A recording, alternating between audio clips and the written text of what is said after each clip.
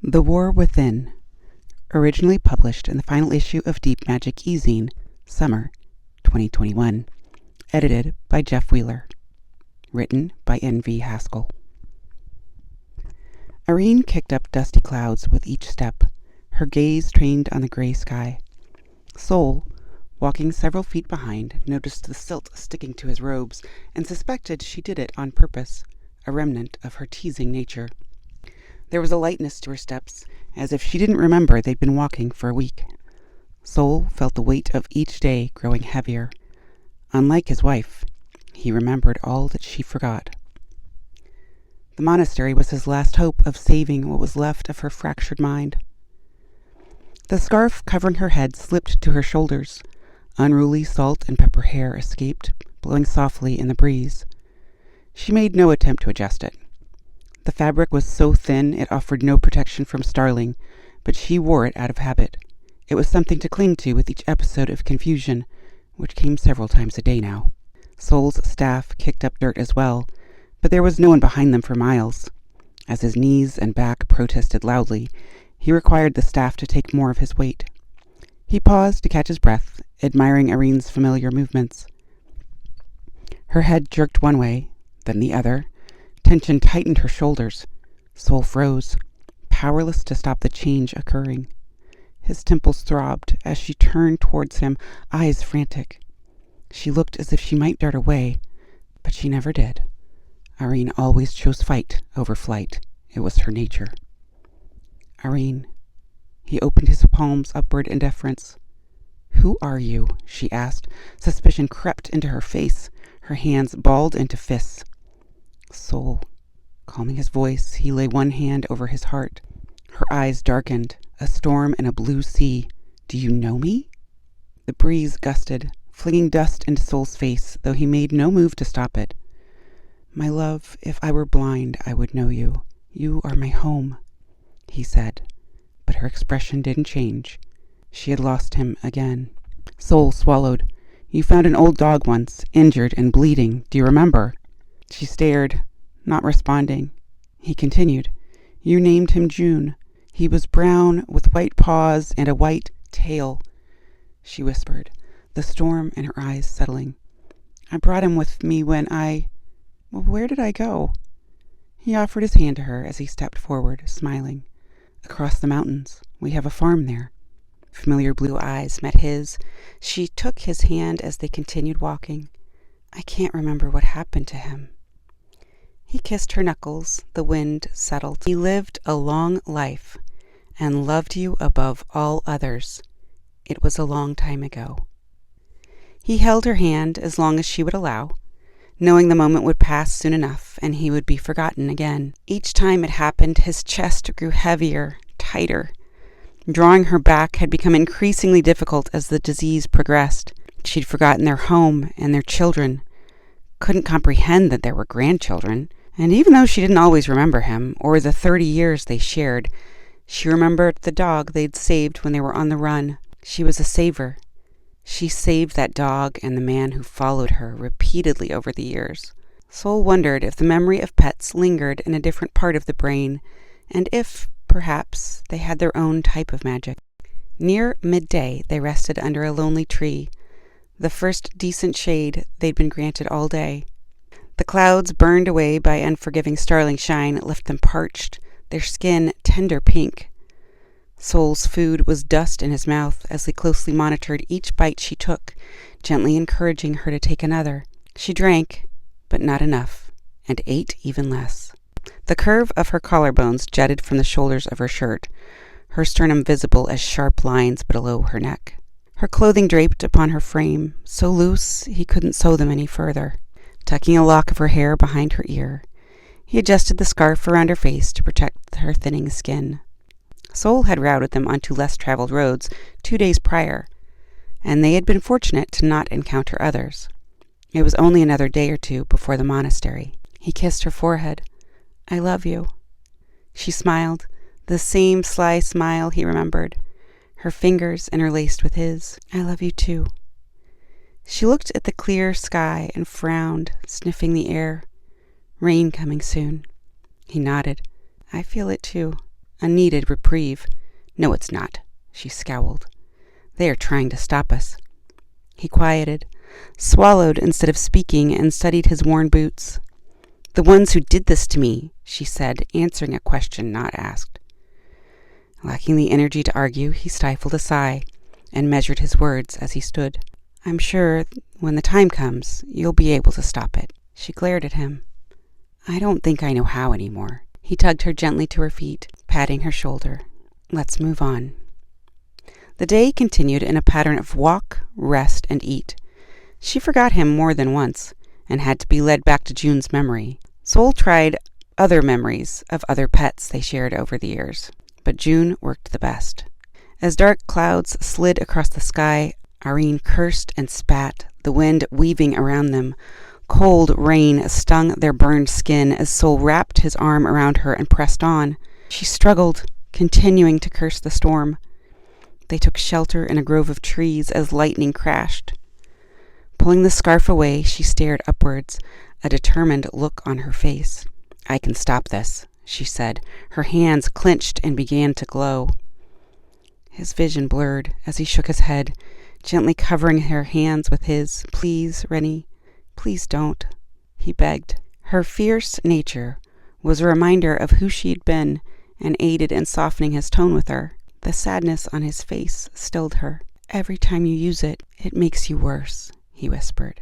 "What do you mean it makes me worse?" she spat, the pitch of her voice asking for a fight again. Sol's calm was unyielding. "You lose a little more of yourself each time you use your power." His voice trembled. "You've lost the children and our home.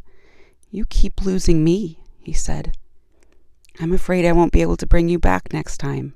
Irene stared at him, her eyes tracing the deep grooves around his eyes, lingering on his graying beard and thinning hair. Sol wondered when he had grown so old that she struggled to recognize him, but he hoped his words could still reach her. The glow from her fists faded, and she leaned against him. "We waited out," he said. She nodded quietly, and he held her until they drifted to sleep.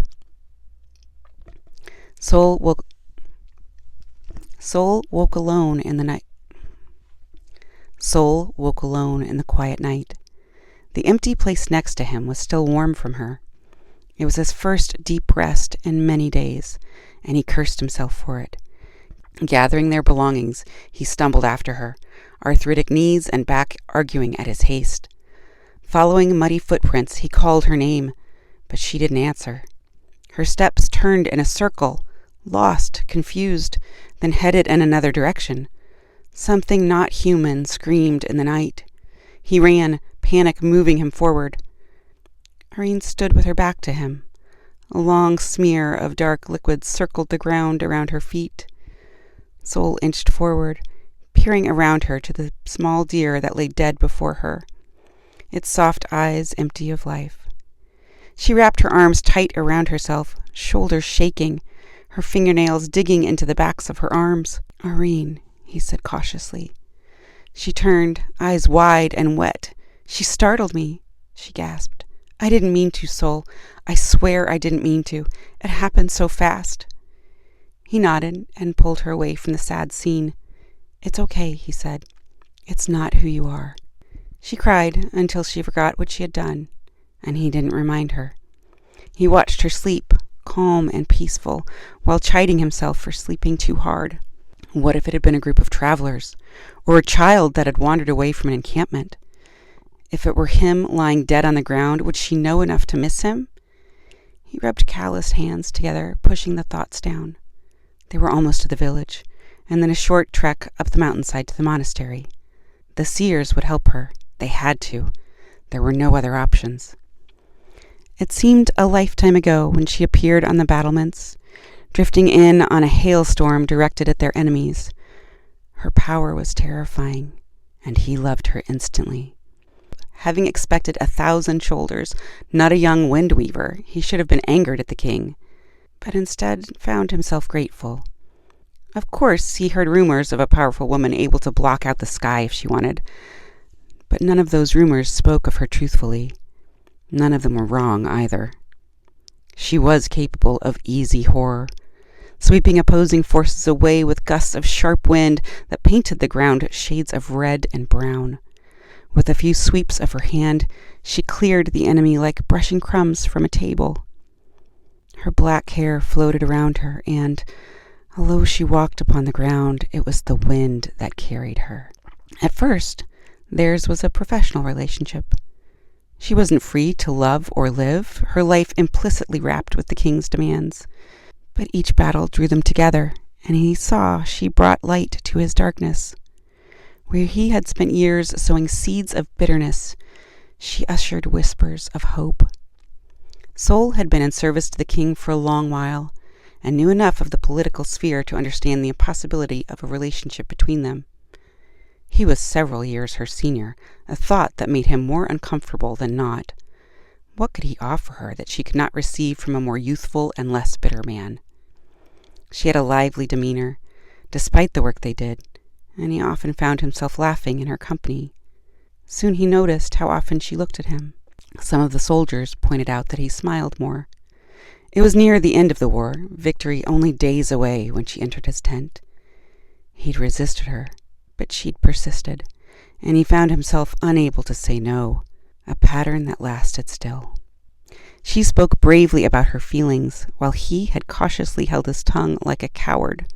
Then she laid a hand upon his chest and told him what she wanted. At first he was reticent, but her conviction swayed him. They run and possibly die together if caught, or their deaths could anguish over years, ever alone in the king's service. The night the war was won, they fled before they could be labeled a threat to the king's power. They stole away to a neighboring land, finding a dog along the way. Her eyes fluttered in her sleep, Sol keeping guard beside her.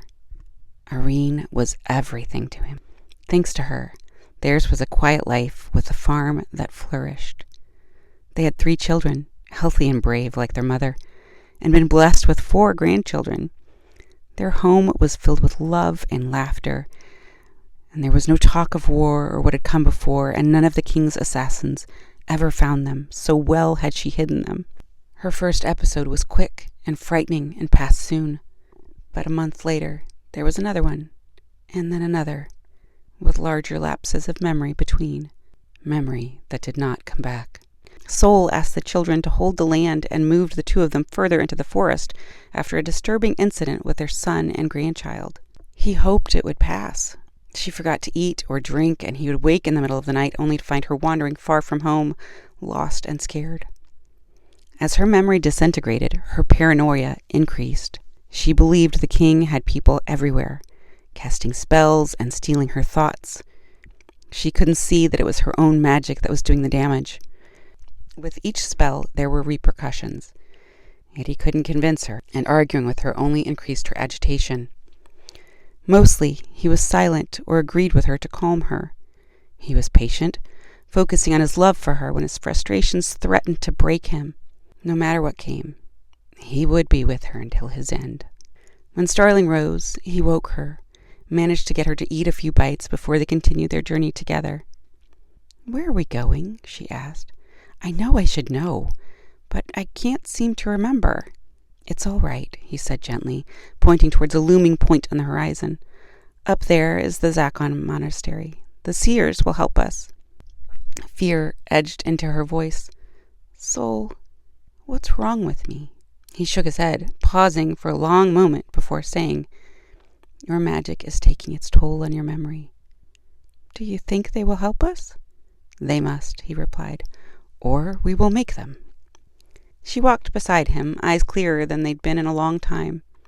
"If they can't fix me, what will happen?" He didn't reply, his eyes fixed on the road. The weight in his chest kept him silent as emotions trapped his voice. "I know what I'm capable of." She slipped her fingers into his. "And so do you. If they cannot cure me, then I must be put down." "No."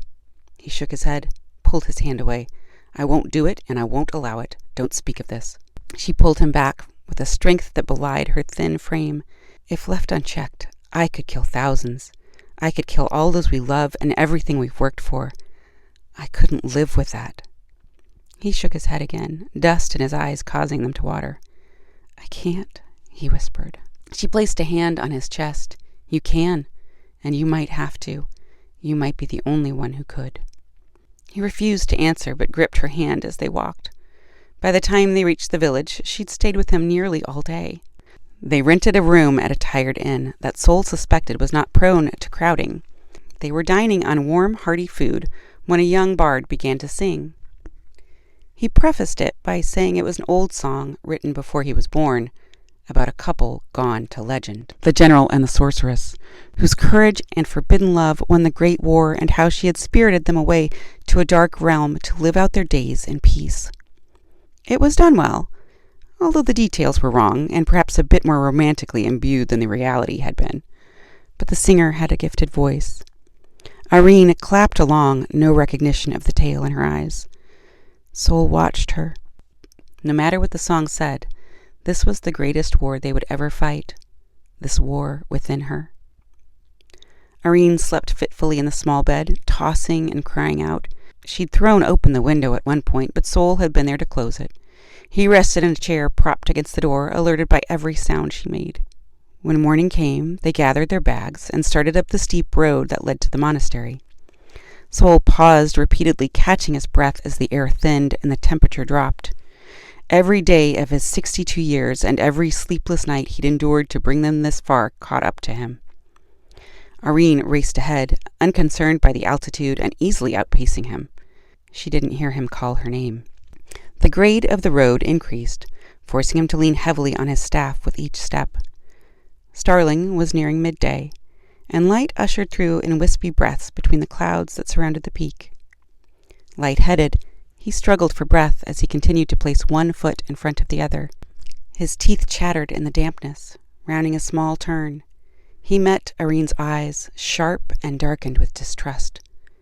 "You've come to spy on me," she hissed, fists glowing softly in threat. He raised a clumsy hand, but was met with a gust of wind and snow. Clutching his staff, he planted himself against the onslaught and spoke of that dog again. He yelled over the howls of wind, his feet slipping, and cast a wary eye over the edge where they stood. The gusts pressed him towards it. It took a long time for June's name to register, almost too long, before her assault slowed. The wind died, and she was herself again. Irene looked from him to the edge, then down at the fading glow of her hands. She sobbed into his chest when he wrapped familiar arms around her. "It's okay," he said. "Nothing happened." The dark corner of the monastery roof stood a quarter-mile ahead, barely visible in the clouds and snow. Maintaining an arm around her, they continued up the road. By the time they reached the entrance, she'd stopped crying. After several forceful knocks, a stubble-headed man wrapped in a dull green robe escorted them into the small compound. He led them to a meager apartment and asked them to wait. The space was warmed by a fire in the stone hearth. Sol hung their wet cloaks on hooks near the fire and wrapped her in soft blankets that were laid out upon the couch. The monk returned, settling a tray of hot tea and biscuits on a small table. He poured the tea and handed them their cups while he spoke. His name was Len. He informed them that the seers had been expecting their arrival for some time but were currently in prayer. He encouraged them to rest and, offering a polite bow, left them alone. Sol heard the soft click of the lock in the door, but it didn't concern him. He sipped from the mug, grateful for the heat in his belly. His joints eased their complaints before the warmth of the fire, despite the damp clothing he still bore. He caught his head nodding and shook himself. Irene smiled at him. "What?" he asked. "You're the most handsome man I've ever known," she said, raising the cup to her lips. "Ah, my love, I fear you've lost your vision too," he smirked.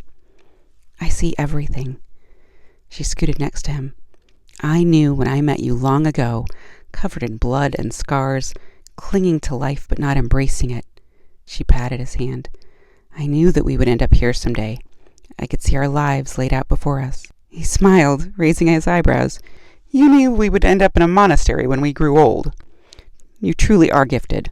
I never counted myself a religious man." "Don't be ridiculous," she swatted him. "I knew you'd be with me at the end. I knew we'd take care of each other no matter what happened." She sipped her tea again. "And I was right." He raised his cup in a mock toast. I would have died without you 100 times, having never known how to live. I would send the king my thanks if I wasn't so sure he still wanted us dead. His smile faded. His tone turned soft and serious. You are the best of me, my dear. She shook her head. You are wrong again. How could I marry a man who's wrong so often? She winked. I would have been the one to fall long ago if it weren't for you. He frowned. She took his hand, tracing the lines on his knuckles with the cool tips of her fingertips. How long do you suppose wind weavers live? She asked. He shrugged, shifted in his seat. I don't know. Same as everyone else, I guess. No. I've outlived the oldest one I ever heard of by 15 years. I never wanted to make my burden your own, but I suppose there was no way of avoiding it. My plan was to slip away in the middle of the night when I first noticed the decline, but it came so suddenly that I forgot to leave. She scowled as she continued to study his hand. You were right, you know, about the magic stealing my mind. She cleared her throat. It's the price extracted for such a gift. The more you use, the faster your mind erodes. If I maintained my employment with the king and continued his demands, I would have only lasted another 10 years. Her gaze drifted towards the fire as she continued. 10 years of service, and he would have put me down like a rabid dog. Probably before I lost myself. It's the way it's always been for those like me. He studied the delicate line of her jaw, the black and gray curls that framed her face, and, although her skin was spotted by years and the starling shine, and her cheeks grown hollow, he could only see the beauty that was her, looking back at him. He opened his mouth to speak, but she stopped him. I need to get this out while I'm still here, before I'm gone again. She gripped his hand, eyes bearing into his own. If it weren't for you, I would have had no life at all. I wouldn't have known motherhood, or a simple life. I would have been used up for the services I could provide and discarded. But you have such goodness and so much love. You say that I am the best of you, but truly, it has always been the other way around. The blue of her eyes was changing again. Her clarity faded. I only have one more request for you. He stared at her, jaw tightening. I told you no. It might not be a choice, dear. My rage grows stronger every time I have an episode. Her voice trembled. That confusion, the anger, this power, these do not lead to good endings. She squeezed his hand again. You might have to. Sol leaned forward, resting his elbows on his knees, and shook his head. The wood popped in the fireplace. Irene dropped his hand and stood, glancing nervously around the room. Where are we? She asked. He sighed and didn't reply. He rubbed his forehead with knotty hands and squeezed his eyes shut, attempting to alleviate the steady ache behind them.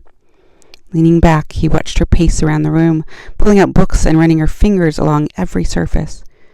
She seemed almost unaware of his presence. There was a small tap at the door. The soft release of the lock sounded, and Lynn ushered in an older woman. Her robes were bright green, matching a scarf piled high on her head. She smiled warmly, although the smile did not reach her eyes. Sol stood as Irene turned towards them, scowling. The woman swept past Sol and embraced Irene with open arms. Irene froze, caught off guard. Her expression softened. It's good to see you, my dear, the woman said.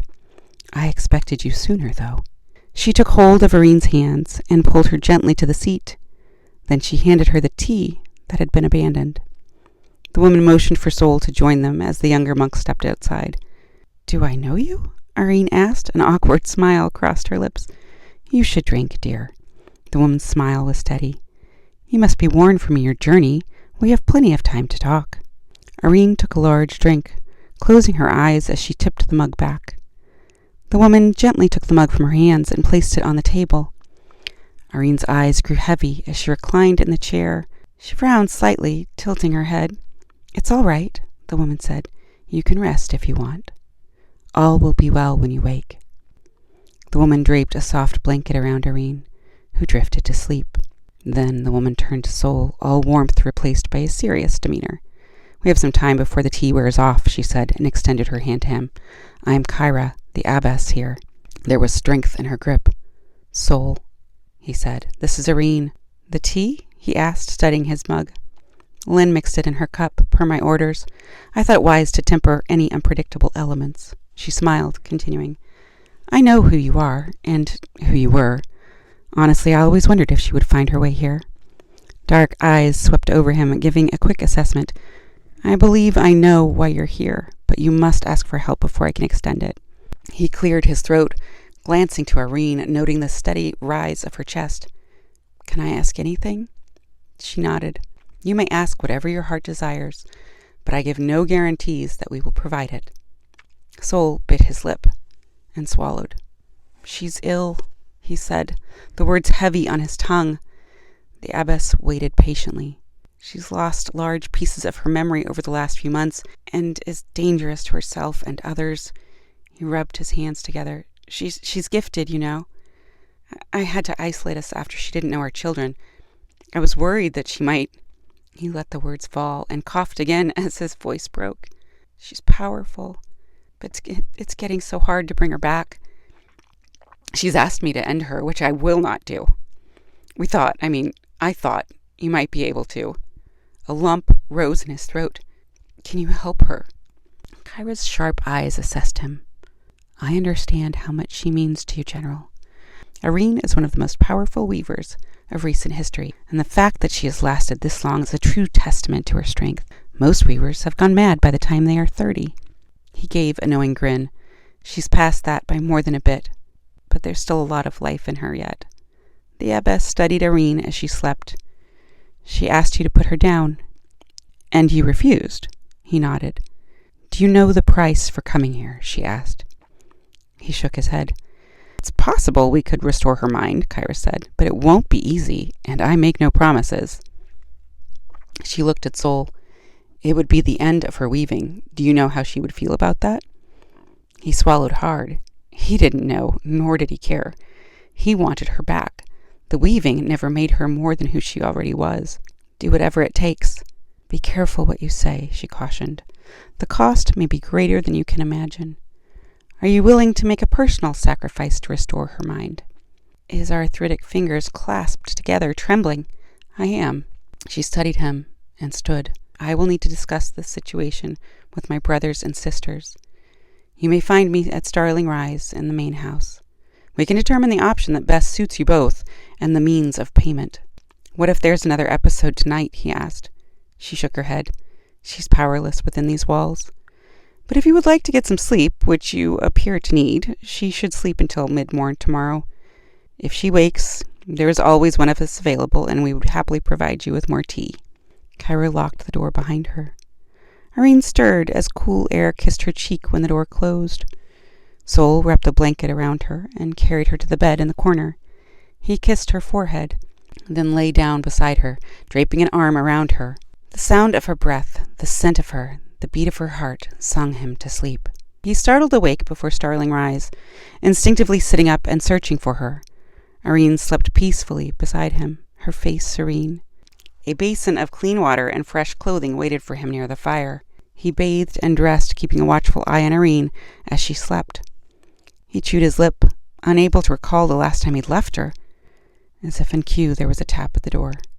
It was Len. He bowed his head. I will watch over her while you are with the abbess. Sol looked back to the bed, hesitant, but taking a deep breath, he invited the man in and set off towards the main house. Starling crested in the eastern sky, painting it orange and pink. The mountain air was crisp and bitter cold. He watched the star rise and shivered, telling himself it was the cold and nothing more. Sol opened an ornate door to the high-peaked building, allowing a blast of frigid air in with him and snuffing out several candles that burned around the room. Kyra sat on the floor, legs neatly folded beneath her. Her eyes closed, hands folded in her lap. She wore the same green robes and scarf. He stood along the back of the room, unsure of what to do.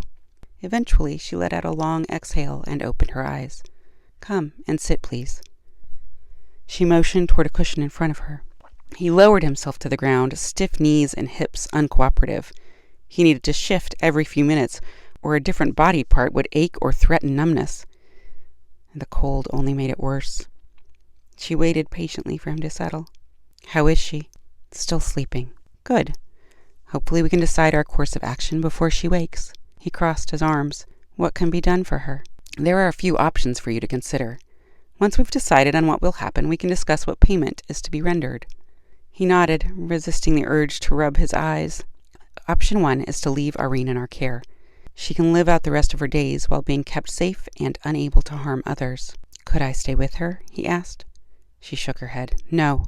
Your presence would only confuse her, as her cognition continues to decline, and it would torture you to witness it. Sol was quiet. Leaving her here would feel like a betrayal. What else? Option 2 would be that we strip the rest of her powers and let you return home with her. Her memory would not deteriorate further. However, neither would it be restored. The weaving would not steal any more of her.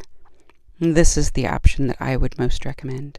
He sighed and wondered if he could continue to care for her like this for the remainder of his days.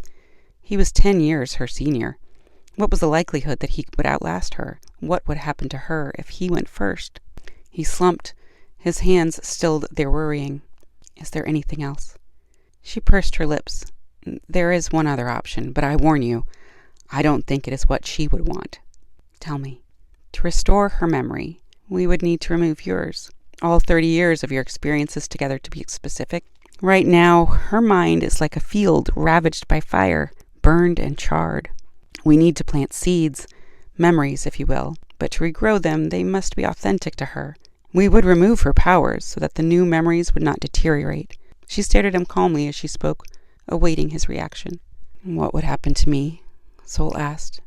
You'd remember very little of the last 30 years. He rubbed his forehead and squeezed his eyes shut. I wouldn't know her or my children? No. He was silent for a long time, the candles casting moving shadows around them. What is the price for this? He asked. The extraction and keeping of her powers is enough. We can use the weaving to protect our compound, she said, but it is a large sum for her to pay, and losing your own memories seems adequate payment for you. He shifted uncomfortably. Would I be permitted to stay here? He asked. I don't want to burden her. That could be an option, she replied. But after the transfer, it would be Irene's decision. You couldn't hide me from her? You could tell her I had gone, and she could return home without me. Kyra's voice rose a fraction. I would never allow that. You forget your value to her. He stared at the floor between them, working his hands back together as she watched him weigh his options. His eyes glistened in the candlelight. He nodded more to himself than to her. I'll do anything to make her well again. It doesn't matter that I won't remember. She sighed and gave a small nod. I thought you might say that. How do we begin? He asked, shifting again. She stood and held out her hand to him, the older woman helping him rise to his feet. We start with a cup of tea. Irene will sleep through the entire process. She patted his arm. It will be painless for both of you, don't worry. How long will it take? Sol asked. It will take some time to siphon her powers, and a little longer to withdraw your memories, but it will take no time at all to give them to her. Taking his arm, they stepped out into the cold morning. The sky was brighter shades of blues, with hints of orange still lingering on the edges. Starlings shone bright, illuminating the world around them. The birds sang so sweetly. What will I remember? He asked, staring into the sky and shivering. It's difficult to say exactly, she said.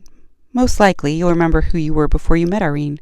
Your childhood memories and your time in the war, perhaps. You might remember the skills you had before you met her, but not much of what you learned since.